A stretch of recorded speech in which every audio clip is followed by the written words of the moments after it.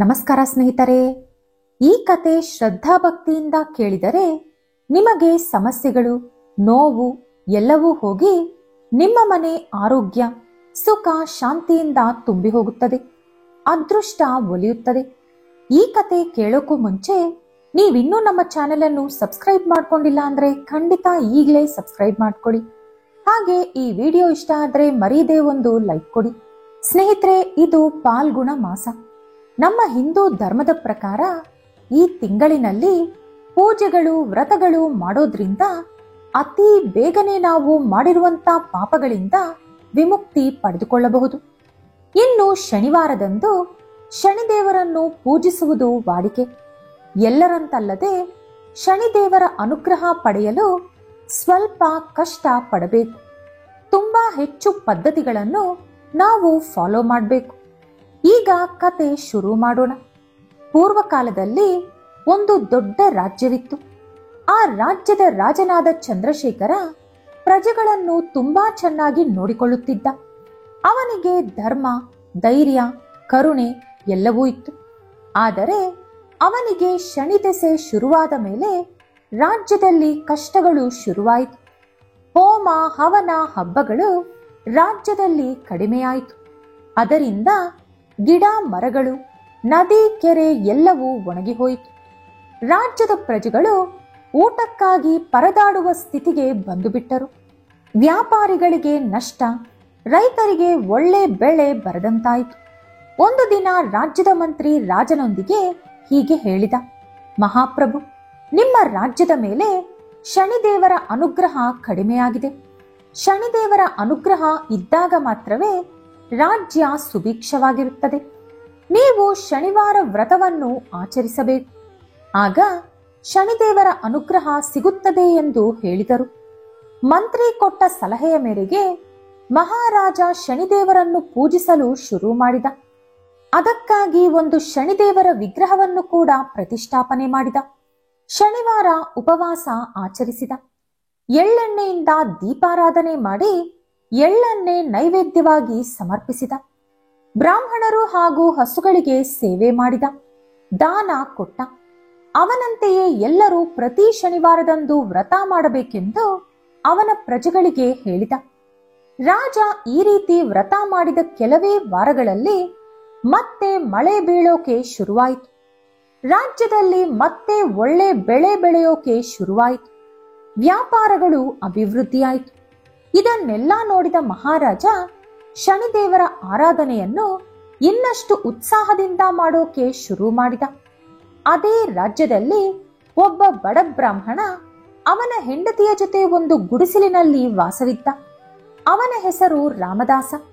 ಅವನು ತುಂಬಾ ನಿಜಾಯಿತಿಯಿಂದ ಬದುಕುತ್ತಿದ್ದರೂ ಹಣ ಮಾತ್ರ ಅವನ ಹತ್ತಿರ ಇರುತ್ತಿರಲಿಲ್ಲ. ಅವನಿಗೆ ತಿನ್ನಲು ಕೂಡ ಸರಿಯಾದ ಊಟ ಸಿಗುತ್ತಿರಲಿಲ್ಲ. ಒಂದು ದಿನ ರಾಜ್ಯದಲ್ಲಿ ನಡೆದ ಬದಲಾವಣೆಯನ್ನು ಗಮನಿಸಿದ ಅವನ ಹೆಂಡತಿ ಅವರ ಕಷ್ಟಕ್ಕೂ ಕೂಡ ಶನಿದೋಷವೇ ಕಾರಣ ಎಂದು ತಿಳಿದುಕೊಂಡಳು. ಆಕೆ ಒಬ್ಬ ಪಂಡಿತನನ್ನು ಭೇಟಿಯಾಗಿ ಅವರ ಮುಖಾಂತರ ಶನಿವಾರ ವ್ರತದ ಬಗ್ಗೆ ತಿಳಿದುಕೊಂಡಳು. ಇನ್ನು ಗಂಡ ಹೆಂಡತಿ ಇಬ್ಬರು ಶನಿವಾರದಂದು ಉಪವಾಸ ಇದ್ದು ವ್ರತ ಮಾಡೋಕೆ ತೀರ್ಮಾನಿಸಿಕೊಂಡರು. ಇಬ್ಬರು ಛಲದಿಂದ ವ್ರತ ಶುರು ಮಾಡಿದರು. ಮೊದಮೊದಲು ಕಷ್ಟಗಳು ಹೆಚ್ಚಾದಂತೆ ಅನಿಸಿತು. ಮೊದಲ ಶನಿವಾರ ವ್ರತ ಮಾಡಿದ ಮೇಲೆ ಅವರಿಗೆ ಇನ್ನೊಂದಷ್ಟು ಹೆಚ್ಚು ಸಮಸ್ಯೆಗಳು ಬಂದಿತು. ಎರಡನೇ ಶನಿವಾರ ವ್ರತ ಮಾಡಿದ ಮೇಲೆ ಮನೆಯಲ್ಲಿ ಇದ್ದಂತ ಅಲ್ಪ ಸ್ವಲ್ಪ ಹಣ ಕೂಡ ಖಾಲಿಯಾಯಿತು. ಶನಿದೇವರು ನಮ್ಮನ್ನು ಪರೀಕ್ಷಿಸುತ್ತಿದ್ದಾರೆ ಅಂದುಕೊಂಡ ಆ ದಂಪತಿಗಳು ಹೆದರಿ ವ್ರತ ನಿಲ್ಲಿಸಲಿಲ್ಲ. ಇನ್ನೂ ಹೆಚ್ಚು ಭಕ್ತಿಯಿಂದ ವ್ರತ ಮಾಡೋಕೆ ಶುರು ಮಾಡಿದ್ರು. ನಾಲ್ಕನೇ ಶನಿವಾರ ವ್ರತದ ನಂತರ ಒಂದು ಅದ್ಭುತ ಸಂಘಟನೆ ನಡೆಯಿತು. ಯಾರೋ ಒಬ್ಬ ಶ್ರೀಮಂತ ಹಠಾತ್ತನೆ ಅವನ ಮನೆಗೆ ಬಂದು ಸಂಬಂಧವೇ ಇಲ್ಲದಂತೆ ಕೆಲವು ಚಿನ್ನದ ನಾಣ್ಯಗಳನ್ನು ಕೊಟ್ಟು ಹೊರಟು ಹೋದ. ಆ ನಾಣ್ಯಗಳಿಂದ ಆ ಬ್ರಾಹ್ಮಣ ಒಂದು ವ್ಯಾಪಾರ ಶುರು ಮಾಡಿದ. ಆ ವ್ಯಾಪಾರ ಕೆಲವೇ ದಿನಗಳಲ್ಲಿ ತುಂಬಾ ಹೆಚ್ಚು ಲಾಭವನ್ನು ತಂದುಕೊಟ್ಟಿತು. ಬಂದ ಲಾಭದಿಂದ ಮತ್ತೊಂದು ವ್ಯಾಪಾರ ಶುರು ಮಾಡಿದ. ಅದರಲ್ಲೂ ಕೂಡ ಹೆಚ್ಚಿನ ಲಾಭ ಬಂತು. ಈ ರೀತಿ ಆ ಬ್ರಾಹ್ಮಣ ಹೊಸ ಹೊಸ ವ್ಯಾಪಾರಗಳು ಶುರು ಮಾಡಿ ಹೆಚ್ಚು ಹೆಚ್ಚು ಹಣ ಸಂಪಾದನೆ ಮಾಡಿದ.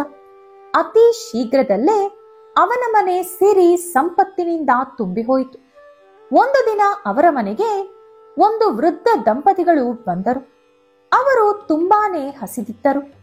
ಬ್ರಾಹ್ಮಣ ದಂಪತಿಗಳು ಅವರನ್ನು ಶನಿದೇವರು ಕಳಿಸಿದಂತ ಅತಿಥಿಗಳು ಎಂದು ಭಾವಿಸಿ ಅವರಿಗೆ ಭಕ್ತಿಯಿಂದ ಸೇವೆ ಮಾಡಿ ಊಟ ಹಾಕಿದರು.